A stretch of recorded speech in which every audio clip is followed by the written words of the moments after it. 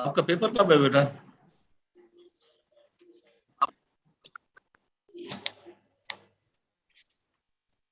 Hello,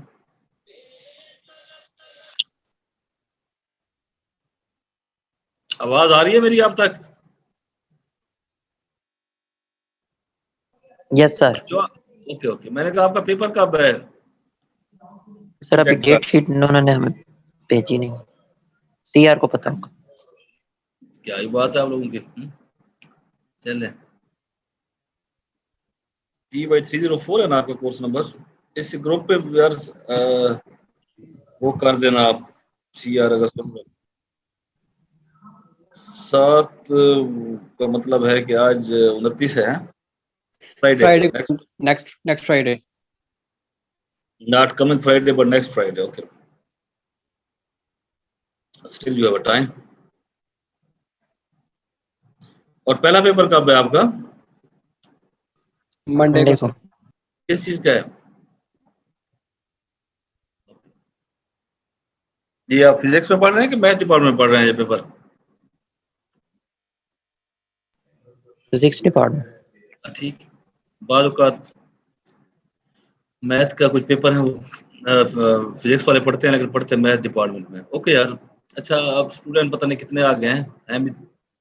आप लोगों ने मुझे वो लिस्ट शेयर कर दी थी सीआर साहब, जो स्टूडेंट की मैंने कहा था। हेलो बच्चे, जी सर कर दी थी मैंने। जी फाइनल कर दी कर दी? थी।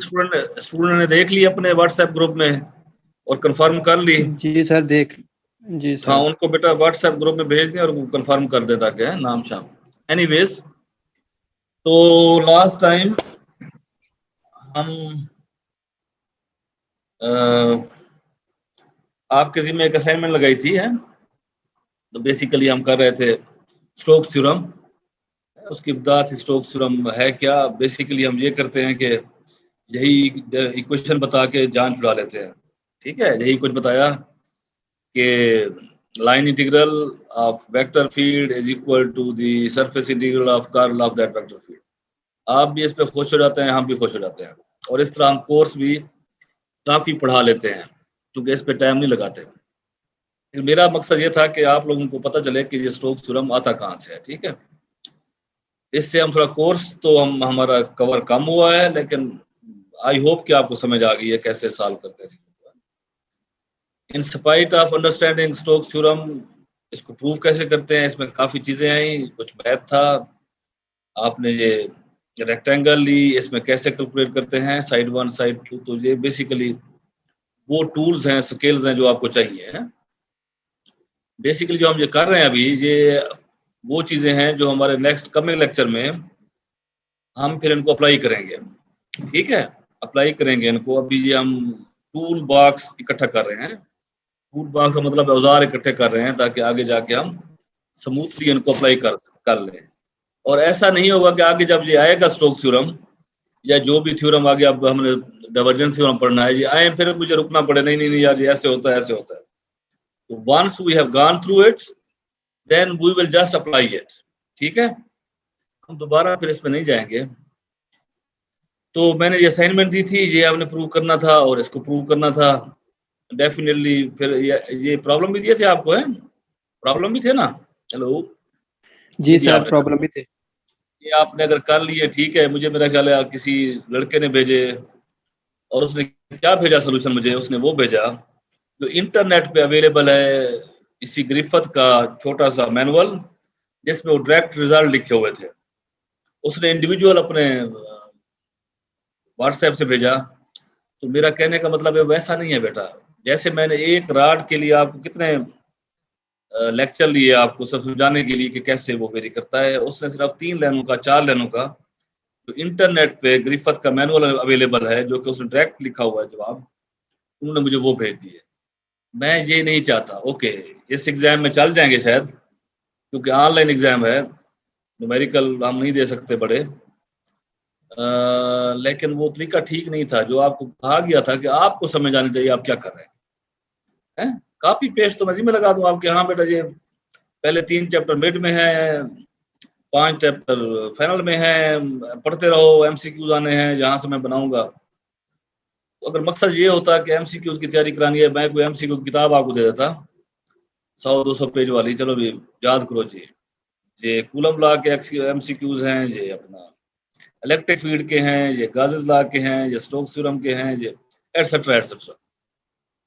मकसद ये नहीं था इस कोर्स को पढ़ाने का, ठीक है, वो मकसद भी हो सकता था, ठीक है। तो काइंडली अपने आप को थोड़ा सा सुधार लें और try to understand the subject, वरना कोई फायदा नहीं है। आपने बीएस में भी पढ़ा, एफएससी में पढ़ा, अब बीएस में पढ़ रहे हैं, ठीक है, और एम फिल में जाके भी पढ़ेंगे अगर किया आपने।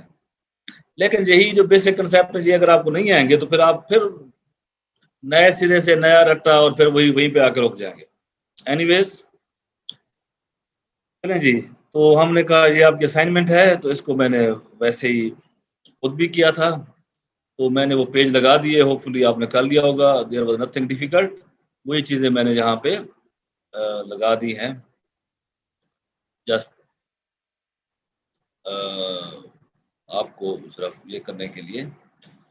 सो up to now we were finding the line integrals हैं, आपने ये कैलकुलेट किए थे dr इज इक्वल टू इस केस में है, ये जो रेक्टेंगल थी ये आपने किए थे। फिर स्टोक्स थ्योरम हमने प्रूव करना था, तो बेसिकली स्टोक्स थ्योरम रिलेट करता है लाइन इंटीग्रल को विद द सरफेस इंटीग्रल है, सरफेस इंटीग्रल से हम इसको डेफिनेटली इंटीग्रेट कर सकते हैं।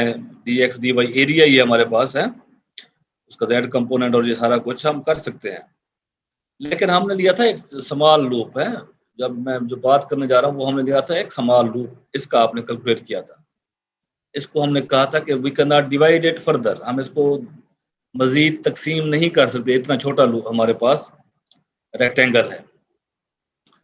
इमेजिन करें कि अगर आपको मालूम करना हो, ठीक है, यही v डॉट डी है, ये वाला या ये वाला इलांग दिस पाथ है, हमारा छोटा एरिया था, हमने कहा उसके बराबर ये है dx dy, ये बड़ा एरिया हो है, रिलेटिवली बड़ा एरिया हो, तो इसमें हम क्या करेंगे, इसमें हम करते ऐसा है कि इस एरिया को अब मैंने इक्वल नहीं है डिवाइड किया हुआ, लेकिन इक्वल डिवाइड कर देते हैं, जो लाइन्स हैं इसको इक्वल हिस्सों में तकसीम कर देते हैं। फिर हर जो छोटा एरिया है, स्मॉल एरिया सेगमेंट, जिसको मैंने यहाँ पे शेड किया हुआ है, तो उसका हम इंटीग्रल लेते हैं, उसकी जो वैल्यू होती है फिर हम उसको सम अप कर लेते हैं।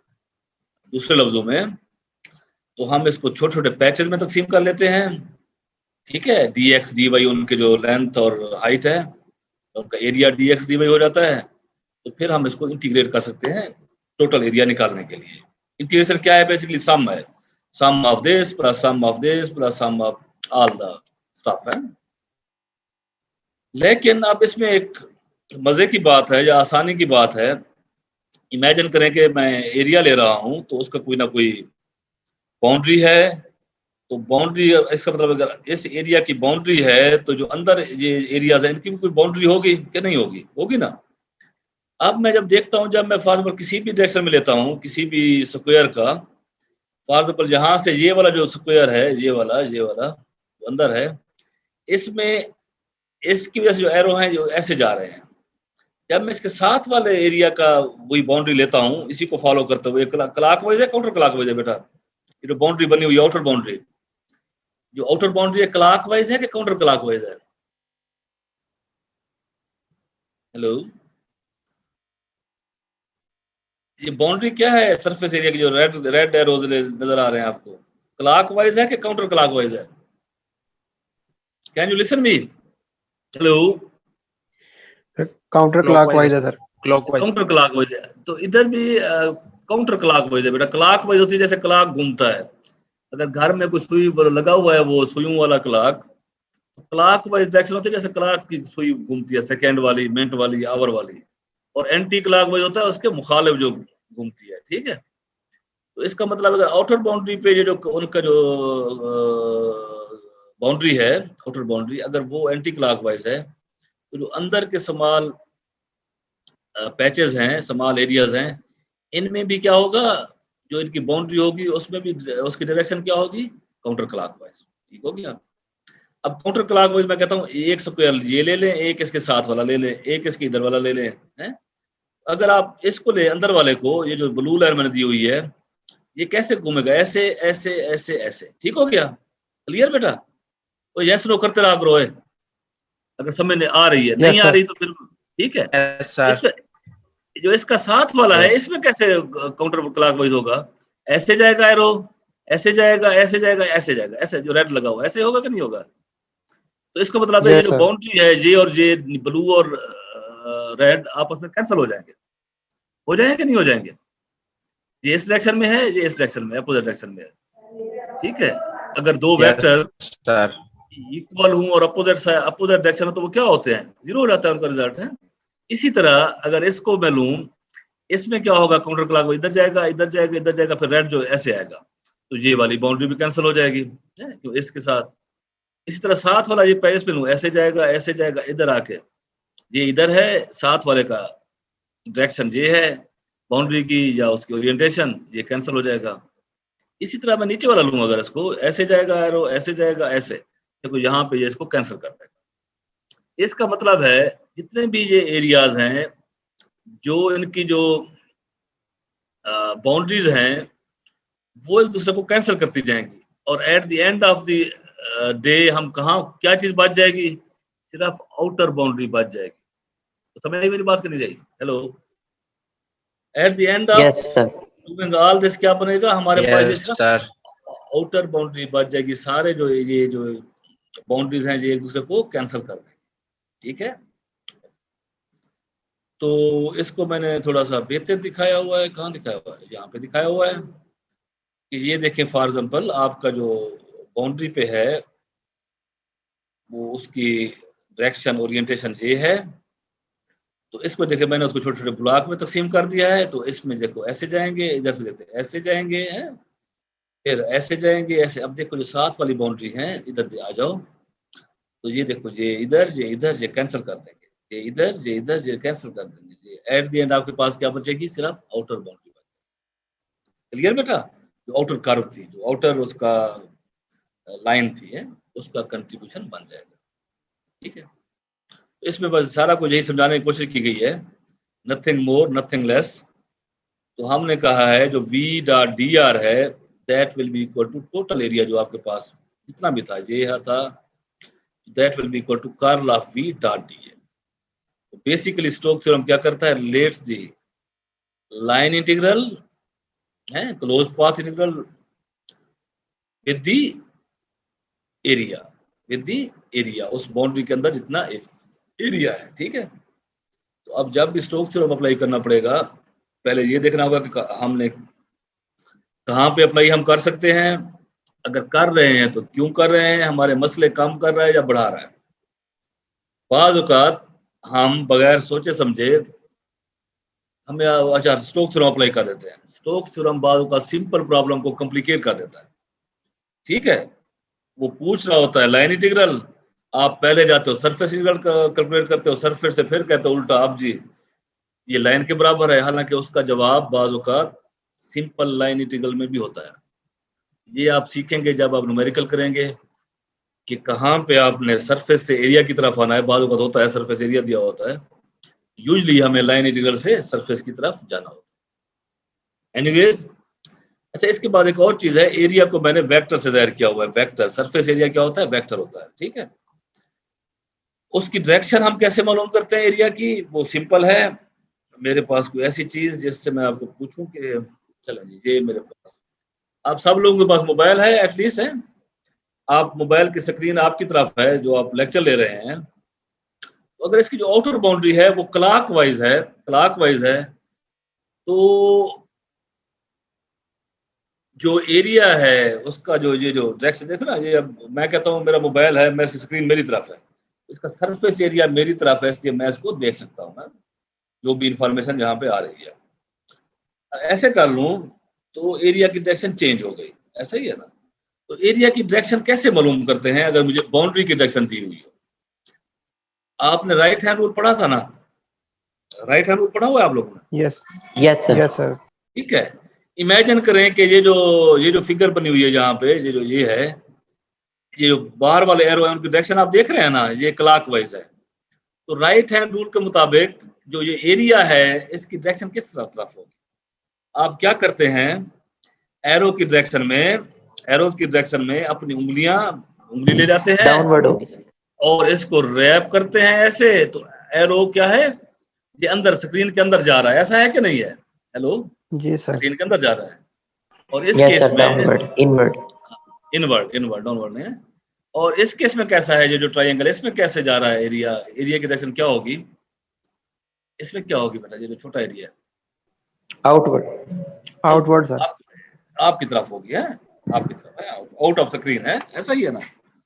तो इसलिए हम जो एरिया की डायरेक्शन है उसको हम डिटरमिन कर सकते हैं बाय यूजिंग राइट हैंड।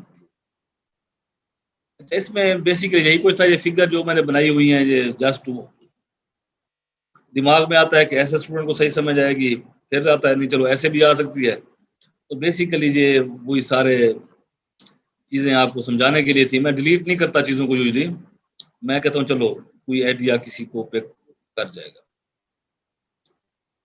अच्छा जी, अब असल सवाल ये है, तो पहली बात जो की पॉइंट है समझने वाला है कैलकुलेशन के अलावा, वो ये है कि जो स्टोक्स थ्योरम है that relates line integral with the surface integral. ठीक है, ये मोटी बात ये है इसकी, तो मैसेज है what does the curl of a vector field tell us. Curl of vector field हमें क्या बताती है, ये क्वेश्चन है। अब मैं इसको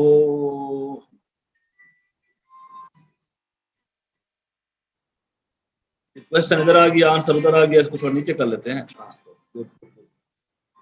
एक मिनट बेटा, एक फोन आ रहा है, एक मिनट म्यूट करता हूँ आपको। कहाँ से म्यूट करते हैं?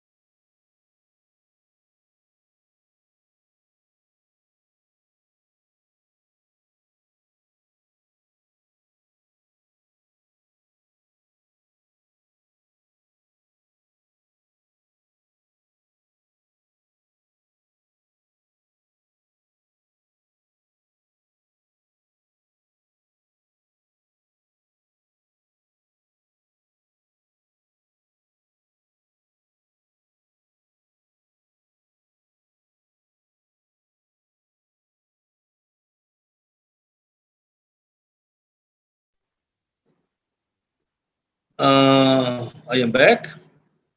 चले जी, अब हम कह रहे थे कि what does the curl of a vector tell us है, ये हमें क्या बताता है।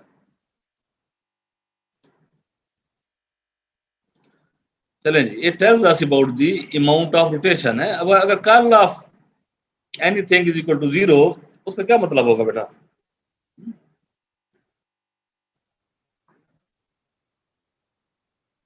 आवाज आ रही है फिर दोबारा आपको कि नहीं आ रही? यस सर, आ रही। अब अगर यहाँ पे मेरे पास वो नोट्स हैं या नहीं है। अच्छा, हमने कहा था डाइवर्जेंस निकाल, डेल डॉट ई। अगर डाइवर्जेंस पॉजिटिव हो तो उसका क्या मतलब होता है?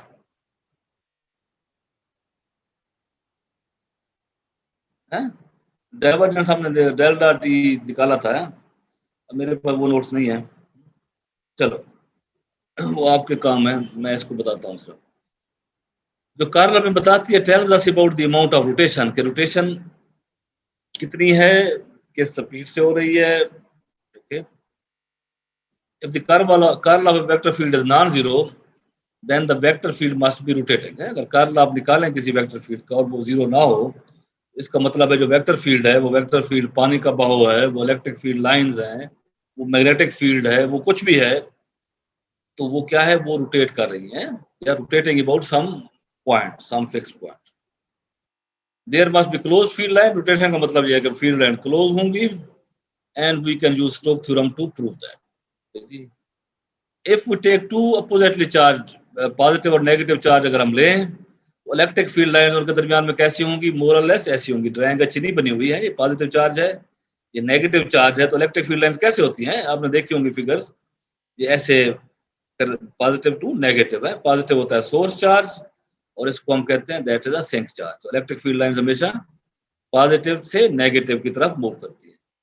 इधर जो पॉजिटिव की तरह ऐसे नजर आ रही है, लेकिन ये भी जाके ऐसे लंबा सफर करके आखिर में नेगेटिव को जाके मिलेगी, और ये भी ऐसे करेगी, और ये भी ऐसे करेगी। ठीक है, तो बेसिकली जो रेड एरोज हैं वो बता रहे हैं कि इलेक्ट्रिक फील्ड लाइंस ऐसे जा रही हैं इसके दरमियान में और यूनिफॉर्म है।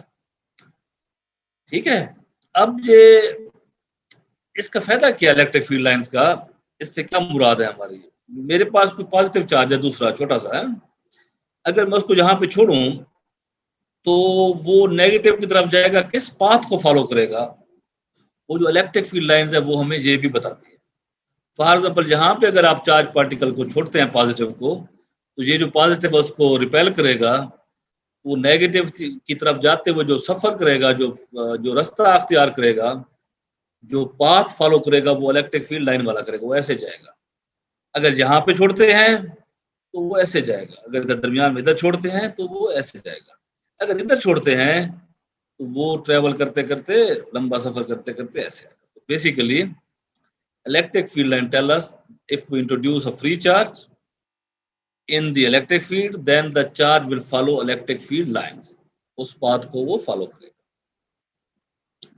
चलें जी, let's imagine field lines of electric field. हम कहते हैं कि जो हमारी फील्ड लाइंस हैं वो सर्कुलर हैं, ऐसे हैं। जो ब्लैक एरोज हैं represent the tangent to electric field, and red arrows वो रोटेशन किस तरह हो रही है उसको ज़ाहिर कर रहे हैं, ऐसे रोटेट हो रहा है, ये पाथ को ज़ाहिर कर रहे हैं।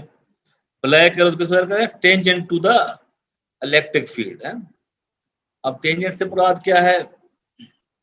और जो डी आर है वो हमें ज़ाहिर करता है कि हमारा पूरा अगर ये लूप है, इसकी अगर लेंथ एल या आर है पूरे के पूरे की, तो उसके छोटे छोटे पैचेस हैं जिसको हम डी आर कह सकते हैं। ठीक है, डिस्प्लेसमेंट है डी आर, उसका उस पाथ का डिस्प्लेसमेंट है, छोटा डिस्प्लेसमेंट। टोटल वो एल है या आर है। आप मुझे बताएं टेंजेंट से क्या मुराद लेते हैं आप? हैं टेंजेंट से क्या मुराद लेते हैं बेटा? मैंने कहा जो ब्लैक एरोज हैं they are tangent to electric field. Sir किसी भी पॉइंट पर डायरेक्शन को फाइंड करने के लिए हम टेंजेंट, डायरेक्शन तो कोई भी हो सकती है। मैंने टेंजेंट ऐसे नहीं लगाया, टेंजेंट मैं ऐसे लगा दूं, क्या कर सकता हूँ मैं टेंजेंट को ऐसे? हेलो, ऐसे कर दूं, ऐसे कर दूं, ऐसे कर दूं, ऐसे कर दूं। मैंने ऐसे क्यों बनाया?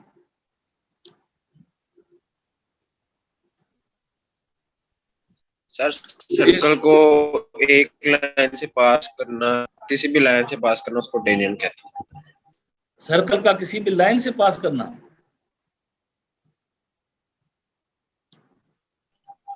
नो सर, लाइन का सर्कल के किसी भी पॉइंट से पास कर, सर्कल के किसी भी पॉइंट से पास करना, उसको टेंजेंट कहते हैं। अच्छा मेरी बात सुने, मेरा जो चार्ज पार्टिकल है वो जहाँ घूम रहा है, फर्ज ये मेरा चार्ज पार्टिकल है, चलो ऐसे मान लेते हैं, ये मेरा चार्ज पार्टिकल घूम रहा है। ठीक है, क्योंकि उसने इलेक्ट्रिक फील्ड को फॉलो करना है, ऐसा है कि नहीं है? ऐसे ही हमने कहा है ना, ऐसे घूम रहा है। जब यहाँ पे पहुंचता है तो इलेक्ट्रिक फील्ड खत्म हो जाती है, बंद हो जाती है, तो ये पार्टिकल कहाँ जाएगा? इस सर्कल में घूमता रहेगा, गिर जाएगा, क्या करेगा ये?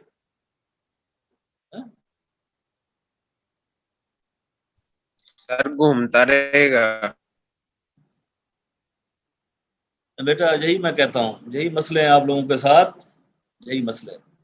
आप इलेक्ट्रिसिटी मैग्नेटिज्म को समझते हैं, डिफरेंट साइंस है। क्लासिकल मैकेनिक्स डिफरेंट साइंस है। एमएमपी पता क्या पढ़ते हैं, वो डिफरेंट साइंस है। बेटा साइंस एक ही है, आपको हम बचपन से पढ़ाते हैं होंगे टीचर, बेटा एक रस्सी के साथ बांधो कोई वेट, उसको घुमाओ, और अगर रस्सी टूट जाएगी तो क्या पत्थर घूमता रहेगा ऐसे ही सर्कल में, क्या करेगा पत्थर? नहीं सर, वो tangent that is the path है। फिर बेटा वही, अब आप जब इलेक्ट्रिक फील्ड आती है तो आपकी फिजिक्स चेंज हो जाती है। जब वो पत्थर आता है, रस्सी बंधी हुई हो, तो वो और हो जाती है आपकी फिजिक्स। बेटा सर्कुलर मोशन की फिजिक्स एक ही है। वो मौत के कुएं में वो मोटरसाइकिल घूम रहा है, या न्यूक्लियस के गिर्द इलेक्ट्रॉन घूम रहा है, या इलेक्ट्रिक फील्ड में कोई चार्ज घूम रहा है, उनकी सबकी साइंस एक ही है, फिजिक्स एक ही है। लेकिन आपकी फिजिक्स चेंज हो जाती है हर जगह पे। रस्सी आ गई तो फिजिक्स और हो गई, ग्रेविटेशनल फोर्स आ गई तो और हो गई, इलेक्ट्रिकल फोर्स आ गई तो और हो गई, हर चीज चली जाती है। इसी को मैं कहता हूं बेटा please try to improve your physics, you will get marks, मुझे कोई इसमें शक नहीं है। ऑनलाइन में आप बहुत सारे नंबर ले लोगे, लेकिन मार्केट में आपकी वैल्यू सिफर होगी जब तक कंसेप्ट नहीं होंगे। ये मार्केट है, मार्केट में उस बंदे को हायर करते हैं जिसको कुछ पता हो, ठीक है। अगर आपने जॉब करनी है फिजिक्स की बुनियाद पे तो प्लीज इन सारे कंसेप्ट को इकट्ठा करें और लर्न करें इसको। ओके जी, तो डेफिनेटली टेंजेंट को अगर मैं और डिफाइन ना भी करूं मैथमेटिकली, तो अगर उसको जैसे करूं कि जब रस्सी के साथ कुछ बंधी हुई है और रस्सी अगर टूट जाती है उस मोशन के दौरान, जो पाथ वो पार्टिकल फॉलो करेगा वो उसका टेंजेंट होगा, ठीक है। अच्छा जी, अब मैं ये कहता हूं कि हम ये कोई पॉइंट है, अब जो पार्टिकल नहीं है, चलो जहाँ पॉइंट है, अब मैं कहता हूं कि क्योंकि हमें देखो ना वी डॉट डी आर, हमें लाइन इंटीग्रल चाहिए V dot D R. V क्या है? वेलोसिटी नहीं है, ये कोई भी वेक्टर फील्ड है, ये वेलोसिटी भी हो सकती है, ये इलेक्ट्रिक फील्ड भी हो सकती है, ये पानी का स्पीड भी हो सकती है, कुछ भी हो सकता है। अब क्योंकि मैंने इसको इलेक्ट्रिक फील्ड कहा है तो मैं कहता हूं जो मेरी ई डॉट डी आर है, जो लाइन इंटीग्रल है ई डॉट डी आर, वो क्या होगा, उसकी वैल्यू इस पॉइंट पे क्या होगी? ई मेरे पास ये टेंजेंट है ब्लैक लाइन, और डी आर है वो स्मॉल पैच है, इसमें बेशुमार स्मॉल पैच हो सकते हैं, उनमें एक पैच है। तो इसमें जो डायरेक्शन है E dot D are, E dot D are कब मैक्सिमम होगा? ई डॉट डी आर कब मैक्सिमम होगा बेटा? It will be maximum when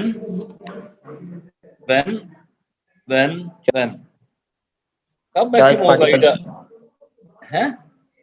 perpendicular जब एंगल 90 डिग्री तो मैक्सिमम होगा। शाबाश पुत्र, शाबाश शाबाश। cos 90 किसके बराबर होता है? cos ऑफ 90 सर 0 होगा। फिर मैक्सिमम आप कह रहे हैं? ई डॉट डी आर मैक्सिमम कब होगा? जब angle between E and D R क्या होगा? 0 होगा बेटा। 0 डिग्री। जब इलेक्ट्रिक फील्ड और जो पाथ का सेगमेंट है छोटा वो एक ही डायरेक्शन में होंगे, ठीक हो गया। तो ई डॉट डी आर, क्योंकि ये देखें डी आर और ई आर एक डायरेक्शन में है, हर जगह पे ये मोरलेस एक ही डायरेक्शन में है, तो पॉजिटिव है हमारे पास ई डॉट डी आर। तो ई dot D are definitely will be greater than 0, it is positive. और जब ई dot D are if you add positive numbers हैं, यहाँ पे हमने ई डॉट डी आर निकाला, यहाँ पे निकाला, यहाँ पे निकाला, हर जगह पे निकाला, तो जो नेट रिजल्ट आएगा that will B positive value. और अगर पॉजिटिव को पॉजिटिव में ऐड करते जाएं तो that will be definitely a big positive number, ठीक। स्टोक्स थ्योरम के मुताबिक हमारे पास क्या है? E dot D R is equal to this one. हमने कहा ये बड़ा है 0 से ई डॉट डी आर, इसका मतलब है ये भी जो टर्म है ये भी बड़ी होगी 0 से, क्योंकि बराबर जो है, ये बड़ा है बेटा, ये वाली जो टर्म है। तो हमने कहा ये टर्म और ये टर्म बराबर है अकॉर्डिंग टू स्टोक्स थ्योरम। अगर ये बड़ी है 0 से, इसका मतलब है ये भी बड़ी होगी 0 से। इसका क्या मतलब है? इसका मतलब ये है अगर ये ग्रेटर देन 0 हो और ये भी ग्रेटर देन 0 हो, then field lines are circulating, then the curl of electric field is not 0, greater than 0. Or when the curl of electric field is not 0, it means the field lines are circulating. आ जाओ बेटा, ये इसको पढ़ लो थोड़ा सा। मैं हाँ जी, hello, किस चीज के बेटा, किस डिपार्टमेंट से हो आप? और कोई नहीं बैठा हो टीचर? मेरी क्लास हो रही थी।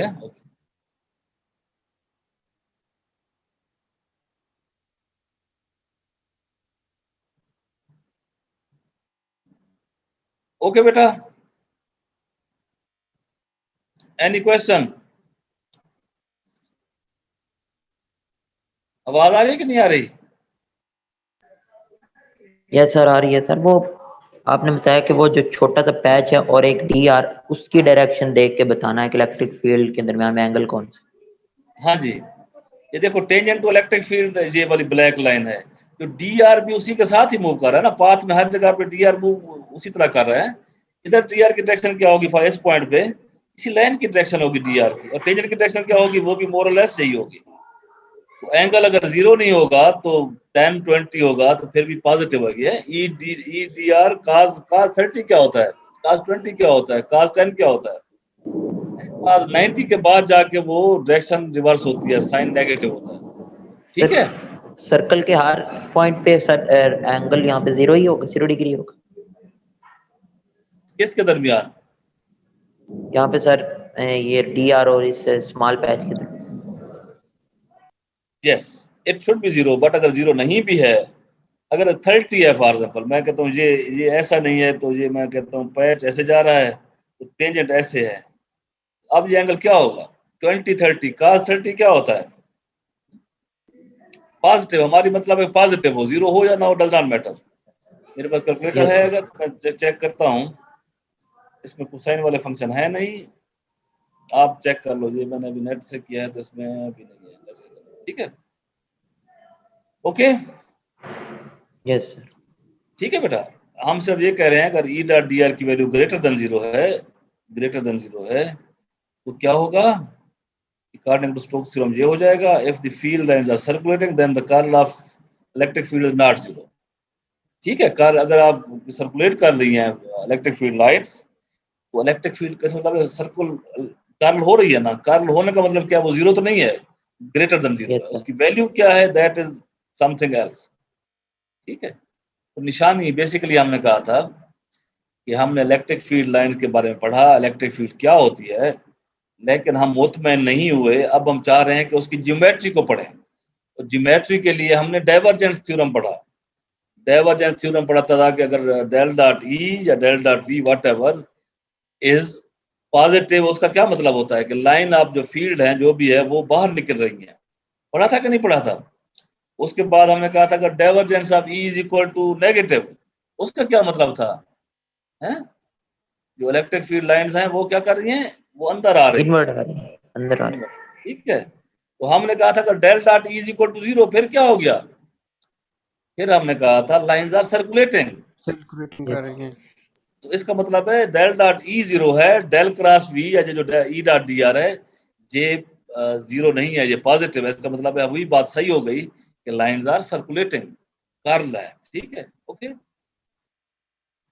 आपको याद आ जाएगा पिछले लेक्चर से, ओके क्लियर, अटेंडेंस लगा लें बेटा, इसके बाद और क्लास है। जी सर लगा दी है अटेंडेंस। अच्छा मेरी एक बात बेटा सुने, आपको ऑनलाइन में मुझे पता है कि पेपर कैसे होते हैं और कैसे देते हैं स्टूडेंट, आप अगर लर्न करना चाहते हो लर्न करें, वरना मेरे पास बहुत सारी किताबें पड़ी हुई हैं डीएस लेवल की, जो मैं आपके जिम्मे लगा दूंगा, यार ये यहाँ से यहाँ तक पढ़ें, ठीक है, तो प्लीज ट्राई टू अंडरस्टैंड है इनके मीनिंग क्या है। ओके जी, अब हमने स्टोक्स थ्योरम पढ़ लिया, तो एक और थ्योरम है दैट इज डाइवर्जेंस थ्योरम है। तो स्टोक्स थ्योरम रिलेट करता है लाइन इंटीग्रल को विद द सरफेस इंटीग्रल, ऐसा ही है कि नहीं है, यस सर, तो जो डाइवर्जेंस थ्योरम है ये रिलेट करता है सरफेस इंटीग्रल को या एरिया इंटीग्रल को विद द वॉल्यूम इंटीग्रल। बोलिए। ठीक है, ठीक है, ये सरफेस इंटीग्रल जिसे मैं एरिया इंटीग्रल हम कहते हैं, ये एरिया को वॉल्यूम से रिलेट करता है स्टोक्स डाइवर्जेंस थ्योरम, और स्टोक्स थ्योरम लाइन को एरिया से, ये अगला स्टेप है, एरिया से वॉल्यूम को रिलेट करना, ये हमारे पास है डाइवर्जेंस थ्योरम। ठीक है, इसलिए मैंने यहाँ पे क्यूब बनाया है, जब स्टोक्स थ्योरम में क्या था, एक रेक्टेंगल थी, याद है आपको, यस सर, ठीक है, क्योंकि हमें सरफेस एरिया को या सरफेस को हमने एरिया को रिलेट करना है वॉल्यूम के साथ। चलिए जी, इसके बाद ये लेक्चर थोड़ा खत्म हो जाएगा, 4-5 मिनट है, मैं थोड़ा सा आपको हिंट दे देता हूँ, फिर अगली क्लास लेता हूँ मैं आपकी। Divergence theorem relates the surface integral to a volume integral. Imagine the integrating या integration over the surface of a small box है, हमने ये करना है सरफेस इंटीग्रल है, क्लोज सरफेस है, वी डॉट वी कोई वेक्टर फील्ड है। वेक्टर फील्ड का मतलब ये है बेटा, it could be electric field, it could be magnetic field, it could be speed of some particles, etcetera, जितने भी वेक्टर क्वांटिटीज हैं कुछ भी हो सकती है, दे आर वेक्टर फील्ड्स है। डॉट डी ए क्या है, एरिया है, सरफेस एरिया है, उस एलिमेंट का एरिया है, ठीक है। और मैंने आपको पहले समझाया कि एरिया का जो डायरेक्शन है वो हम राइट हैंड रूल से मालूम कर सकते हैं, अगर हमें बाउंड्री में ओरिएंटेशन दी हुई है बाउंड्री की, कि बाउंड्री क्लॉकवाइज उसकी डायरेक्शन है या एंटी क्लॉकवाइज, ठीक है। तो हमने बेसिकली ये कैलकुलेट करना है, ये वाला integral we dot D A, और इसको फिर देखना है हमने ये किसके बराबर आता है। अगर वो वॉल्यूम इंटीग्रल के बराबर आता है, then it mean that we have proved the divergence theorem. Clear? Okay. तो इसमें हम एक क्यूब लेंगे जो कि मैंने लिया हुआ है, और क्यूब हम लेंगे इक्वल, जिसकी साइड्स इक्वल होंगी। क्यूब की कितनी साइड्स होती है बेटा, कितनी सरफेस होती है क्यूब की? A cube has 6. how many surface? 6 surface, ठीक है। और क्यूब का मतलब ही यही है, अगर वो परफेक्ट क्यूब है तो उसके जो सारे जो वो लेंथ है, हाइट है, ब्रेड्थ है, विड्थ है, वो सारे बराबर होंगे। Yes x is equal to Y is equal to Z, ठीक है। तो हम मान लो कि ले रहे हैं एक क्यूब जिसकी सारी साइड्स बराबर हैं, और उसमें हम वेक्टर फील्ड जो है ना उसका कैलकुलेट कर रहे हैं, v dot D A along its surface है, जो सरफेस एरिया है, ये एरिया जो है इसमें, ठीक है। तो आप अभी देखें इसको, इसके बाद 2 मिनट बाद दोबारा क्लास लेता हूँ, ठीक है।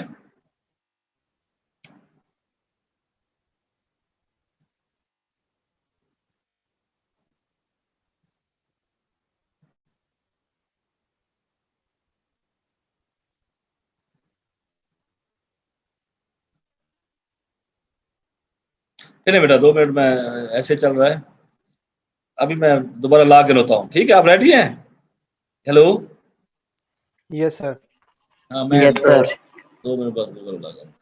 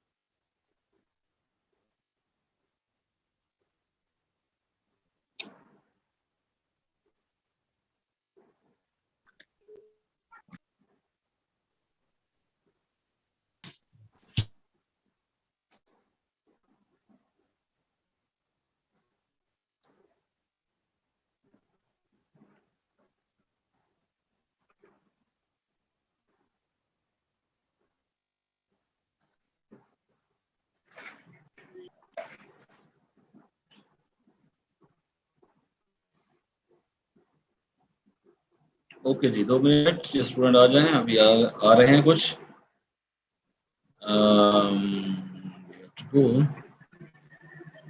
Yes,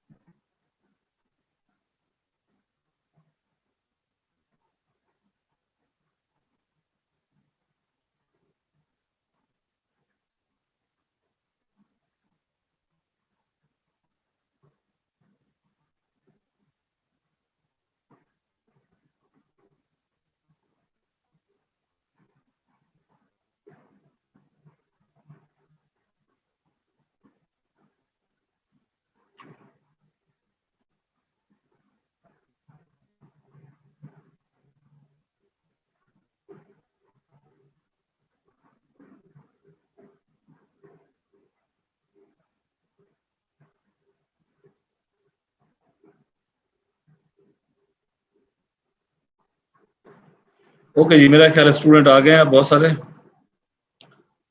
let's start.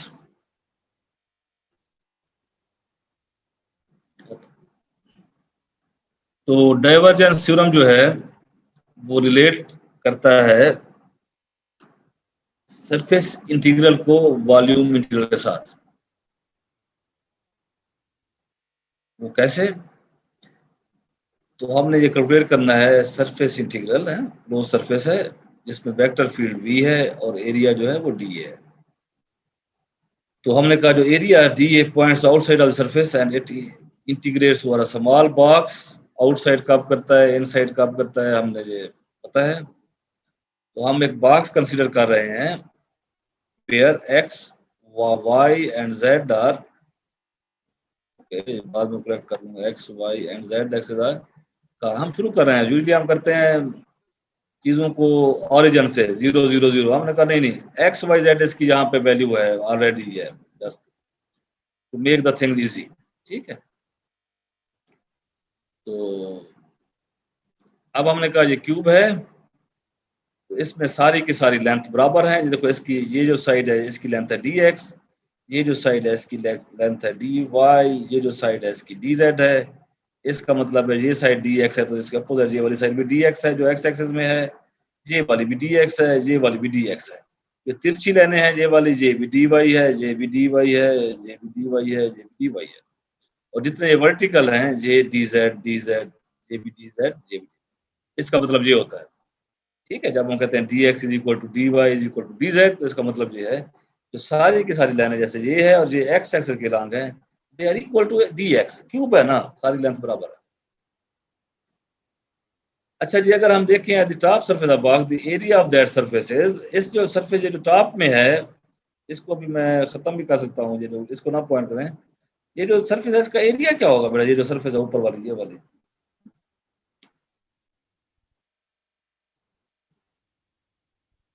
है जी, ये जो सरफेस है ये वाली, ये अब ये सही नहीं बनेगा यहाँ पे, ये जो सरफेस का एरिया क्या है? ये इसका एरिया क्या है बेटा? ये वाली जो सरफेस है, ये वाली, बता सकता है मुझे?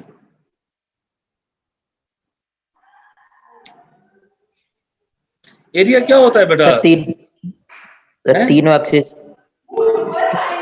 एक्सिस की लेंथ को मल्टीप्लाई करें तो एरिया बन जाता है। तीन एक्सिस की अगर लेंथ को मल्टीप्लाई करें dx ضرب dy ضرب dz, तो उसके यूनिट क्या बनेगा? अगर हर एक्सिस 1 मीटर का है फॉर एग्जांपल, मीटर ضرب मीटर ضرب, तो एरिया मीटर क्यूब में होता है। सर वो तो वॉल्यूम बन गया। फिर आप कह रहे हैं लेंथ मल्टीप्लाई विड्थ। हाँ, ये बेटा देखो ये ऊपर वाली साइड जो है, ये वाली साइड, ये मैं मीटर स्क्वायर बन जाएगा सर। ये इसको क्या होगा? चलो मीटर स्क्वायर तो बन जाएगा, ये क्या हो जाएगा? लेंथ मल्टीप्लाइड बाई उसकी वेट करें, क्या होगा इसका ऊपर वाली सरफेस का? ये वाली सरफेस है, ये वाली surface.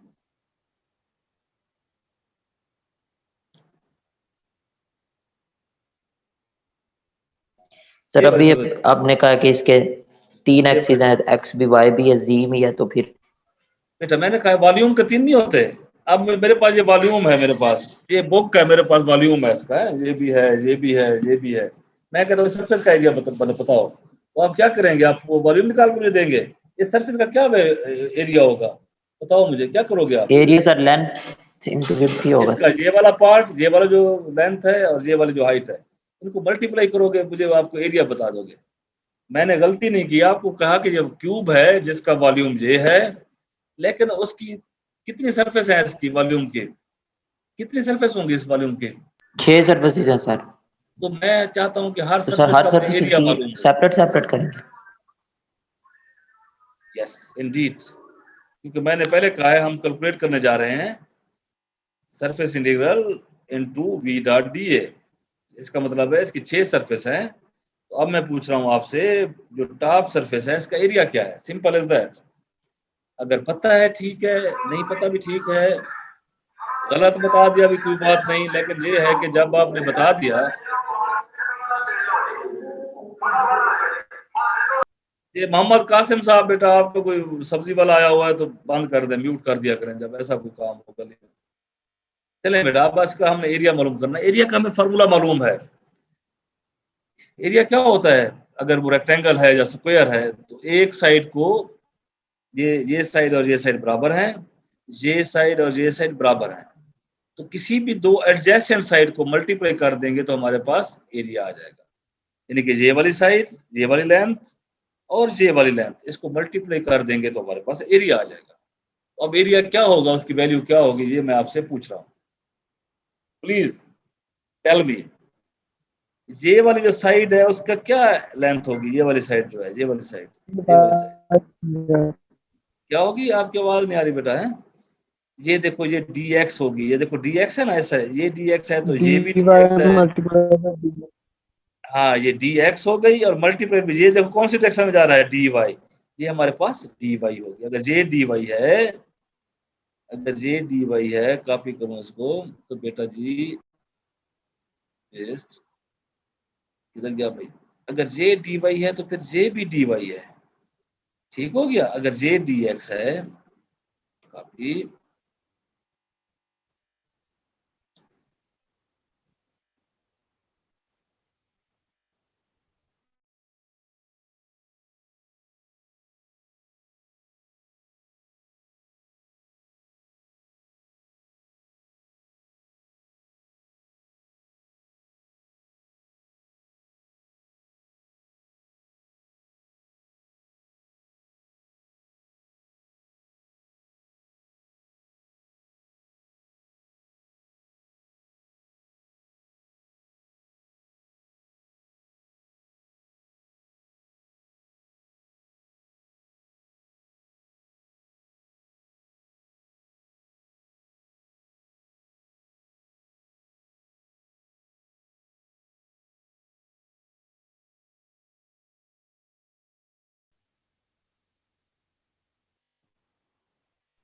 Negative y। Negative y है, ठीक है। ये सर नेगेटिव है किस तरह?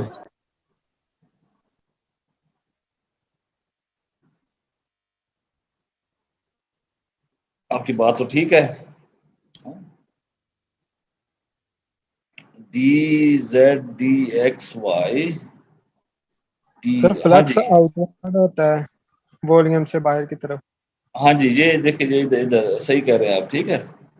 तो y इस डायरेक्शन में है, ये हमारा एरिया इस तरफ है, और जैसे हम बॉटम में देखेंगे, बॉटम में माइनस dz हो जाएगा, ठीक है। और इसको अगर हम गौर से देखें तो पॉजिटिव y नहीं बनता? नहीं, पॉजिटिव y नहीं बनता, ये हमारी तरफ होगा, उल्टा y के उल्टा इस डायरेक्शन में होगा बेटा, इस डायरेक्शन में। ये y ये डायरेक्शन है ना, तो इसकी जो डायरेक्शन क्या होगी, y के मुखालिफ होगी, इंसर्ट, इंसर्ट मुझे करने दो, इंसर्ट द एरो,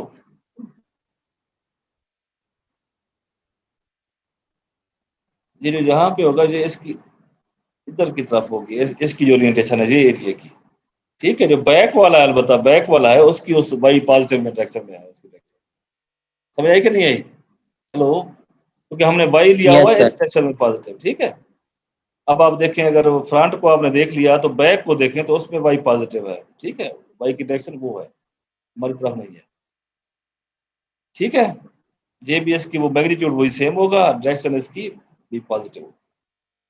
इसी तरह लेफ्ट साइड को देखें, लेफ्ट साइड देखो, अब x इधर पॉजिटिव है तो इधर का मतलब क्या है, इसकी जो डायरेक्शन है x के उलट में होगी, तो इसका क्या हो जाएगा, dy, इस एरिया को क्या हो जाएगा, ये उसका dy हो जाएगा, और ये हाइट dz है, इनको मल्टीप्लाई करेंगे, इसकी डायरेक्शन x के अपोजिट है, तो अपोजिट x डायरेक्शन में।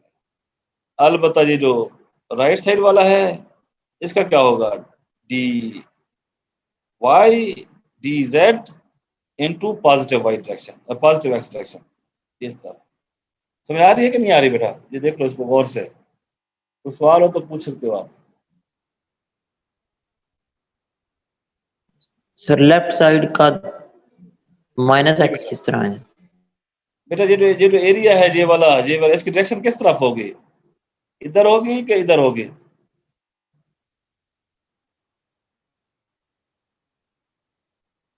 ये जो लेफ्ट साइड पे सर। है लेफ्ट साइड पे होगी ना बेटा, लेफ्ट साइड पे, तो हमने पॉजिटिव x कहाँ पे लिया हुआ है, राइट साइड पे लिया हुआ है ना, यस सर, ठीक है सर, हो गया। ठीक है ना। क्लियर, ये वाला क्लियर कर लें। उसके बाद हमें पता है कि जो हमने वी डॉट डी ए जो कैलकुलेट करना है, तो ये सारी 6 साइडों का होगा, top bottom left right front और बैक। तो क्यूब के 6 साइड्स है, तो ये सब कर लेंगे समेशन। और अगर इसको समेशन ले और इस पे वी की वैल्यू हमने आपको लगानी है, क्योंकि हमारे पास वी डॉट डी है। वी हम करते हैं इसके हर फेस के सेंटर में, हर इसके सरफेस के सेंटर में। तो जो बॉटम फेस है इसमें वी की वैल्यू क्या होगी इधर, इस पे वी की वैल्यू क्या होगी, वी को क्या कहेंगे हम, वी। अब मैं इस दोनों को इकट्ठा करता हूं, जैसे आपने इस क्यूब में किया था। अब आप पिछली चीजें जाते हो भूल, वो गुजर गया तो गुजर गया, नहीं, हर चीज रिलेटेड है। जहां पे आपने वी मालूम किया था, इस पॉइंट पे मैंने कहा था क्या होगा, इस पे क्या होगा, इस पे क्या होगा, ये आपने खुद ही किया था, किधर गया, ये क्या था, V X plus D X by two D Y, side one ये थी ना, आपने कहा था V X plus D X by two और वाई। इधर क्या कहा था, V X plus D X Y plus D Y by two. क्या था हमने, इसको क्यों लिखा था हमने, x plus D X by two ये डिस्टेंस है, और ये y क्या है, यहाँ पे y y है, y चेंज नहीं हुआ। यहाँ पे x भी चेंज हो गया था, x प्लस डी एक्स है, और y भी फिर यहाँ पे मिड में y plus D Y by two बन गया। इसी तरह हमने इसके मिडिल ऑफ द सरफेस है, तो इसके मिडिल ऑफ द उस पे लेना है, फेस पे लेना है। इधर गया भाई, किधर गया, किधर गया, किधर गया, हाँ इधर आ जाए, इधर आ जाए भाई। इस मिडिल पे क्या वैल्यू होगी v की, इधर मिडिल में मान लो है पड़ा हुआ, मैंने लिखा है v x plus D X by two. D X by to क्यों लिखा भाई,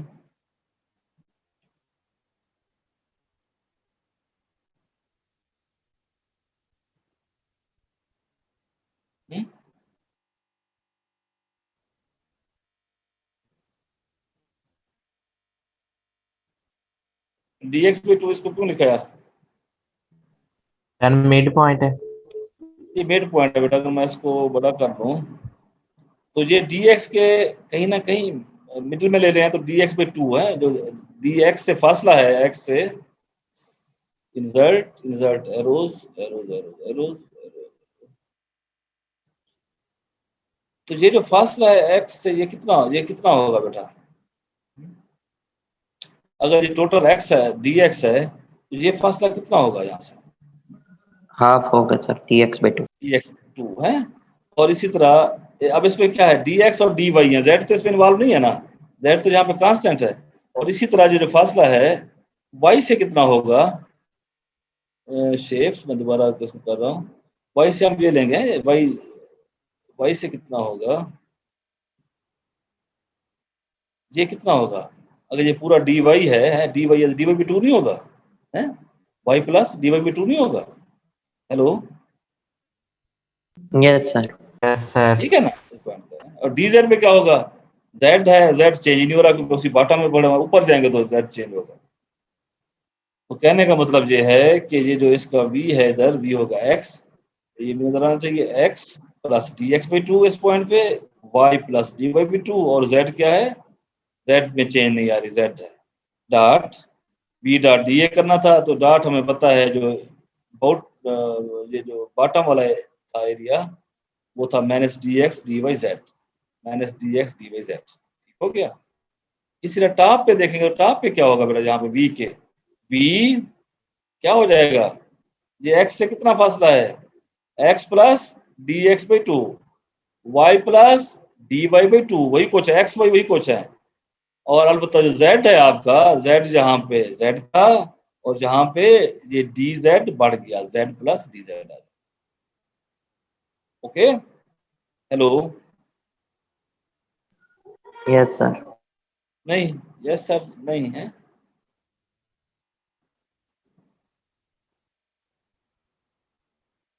चलो अगर यस सर है तो मुझे कोई बच्चा ये इसका राइट का बता दे, बस मुझे राइट का बता दो, इसका क्या होगा।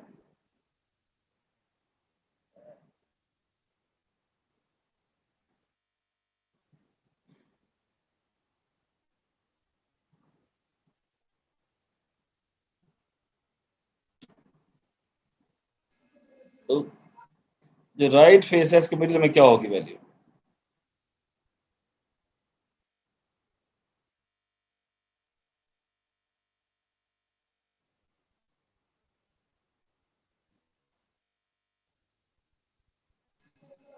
Sir x plus dy over 2 plus dz है x x सर कैसे यहाँ पे? इसमें x तो चेंज नहीं हो रहा है यहाँ पे। इसमें कौन कौन सी चीजें इन्वॉल्व हो रही हैं? एक y है, एक z है, ऐसा ही नहीं है? y और z यस सर। यही चीज हो रहा है ना बेटा? तो y Yes. और z चेंज हो रहे हैं, x जो भी है वो कांस्टेंट लग रहा है, तो x क्या हो जाएगा? ये राइट की बात करें साहब, बताओ मुझे, अब मैं लिख लेता हूँ, क्या कह रहे हो आप? x plus dy over 2 x plus x के साथ तो नहीं होगा, डी x तो अपना है, x में कुछ चेंज है कि नहीं है? देखो नो x सर x में नहीं। हमने कहा x जमा dx जहाँ चेंज थी, z में नहीं है तो नहीं है। ओके, आपने कहा x और दूसरा काम के बाद क्या आ जाएगा? x और क्या होगा बेटा? dy over dy over 2 या y plus dy over 2? y plus dy over 2। Okay, और क्या आ जाएगा? dz भी चेंज हो गया सर। dz चेंज हो गया है? नो सर dz चेंज नहीं हुआ, पर ऊपर राइट साइड पे आ गया। राइट dz साइड पे आ आएगा। गया तो dz आएगा, या हाफ पे तो नहीं है कहीं? dz तो पूरा है ना, जहां तक यहाँ तक dz पूरा है, dz पूरा है जहां तक, ये हाफ में नहीं है, ये dz के हाफ में नहीं है, dz यहाँ तक है, dz। हाँ भी, कोई एनीवन एल्स? ये बच्चा बेचारा अकेला परेशान हो रहा है, कोई और बताओ क्या होगा बेटा? हेलो, ये हमें पता है, ये हमने निकाला है अभी, और इसको देखते हुए आप मुझे राइट साइड का बताएं। मैं इसको ऐसे कर रहा हूँ, एरो में खत्म कर रहा हूँ, क्योंकि ये आपको, हाँ जी, अब हमारे पास, अगर आपको लेफ्ट और बॉटम और टॉप पता चल गया तो सारा कुछ पता होना चाहिए। अब मैं राइट की बात कर रहा हूँ, राइट में क्या होगा? दोनों स्क्रीन नजर आ रही है ना आपको?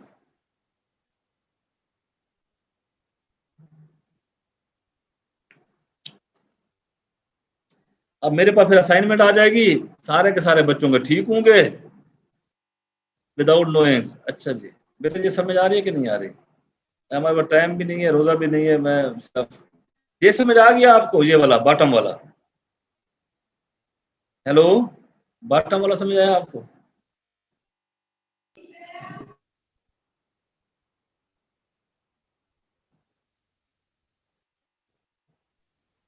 सर समझ नहीं आ रही।